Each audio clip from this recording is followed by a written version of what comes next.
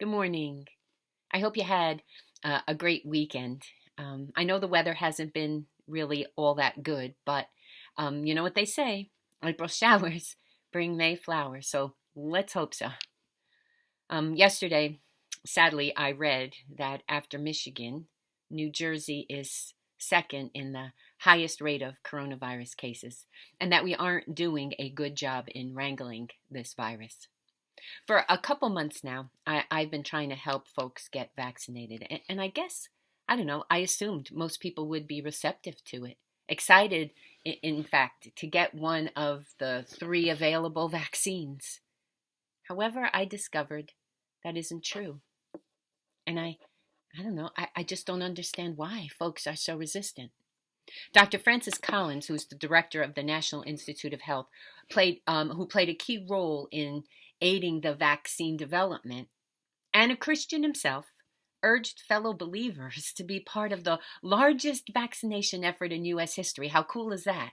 And in an interview, he said, and I quote, "We humans, as God's children, have been given the tools of science to come up with our own way to work through God's grace to provide an opportunity to relieve pain and suffering. I think that's what vaccines are and have been all along." And he added, "This is a love your neighbor moment where we all have a chance to do something not just for ourselves, but for everybody around us." I couldn't agree more. But truth is that love your neighbor as yourself thing is easier said than done. In fact, Jesus' message to love your neighbor as yourself is a verse that often gets thrown out there without a lot of thought. See, after loving God, Jesus is commanding us to love ourselves and love our neighbors. You know, the original Greek word translated love here goes beyond just having those warm, fuzzy feelings towards someone or even about ourselves. It suggests action. It means to have benevolence toward or to take regard to someone else's welfare. So then, based on this definition, self-love goes beyond feeling good about ourselves, which we know we don't always feel, and means taking action in regard to our own welfare.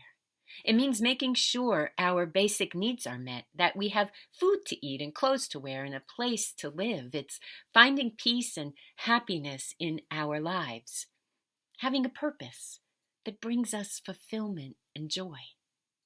It's also taking care of ourselves, staying safe and staying healthy so we can have a good, long life. And one of the ways to do that right now is by wearing masks and getting vaccinated. That's loving ourselves. See, we are loving ourselves enough to keep ourselves safe from this coronavirus.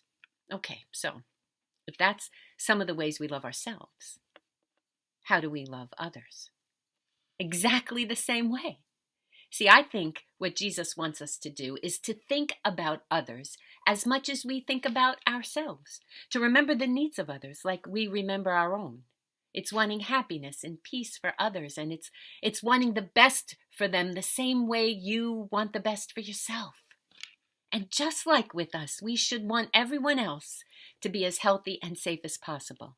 And that means encouraging folks to wear masks and get vaccinated. That's loving others. Look, it's not a gimmick or some sort of government control or any of the crazy theories out there. It's love. Plain and simple.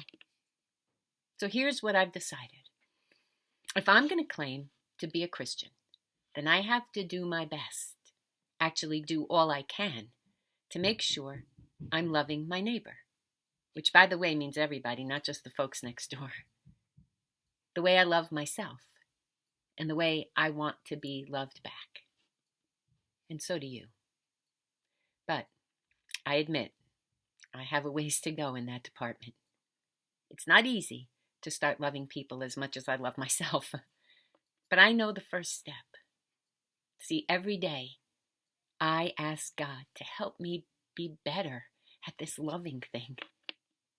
And He's been doing that. And I find that when I focus all my love toward God, He takes my selfish heart and starts transforming it. into a heart capable of loving others. And in the process, I'm realizing I no longer need others to validate me or be kind or loving towards me in order to love them back. I'm learning that Christ's love is enough. See, he fills me up, so I'm able to pour out love to others, even others who refuse to wear a mask or get vaccinated. So today I'm thinking that maybe it's time we take those words of Jesus off the pages of the Bible and put some wings on them and let them spring into action.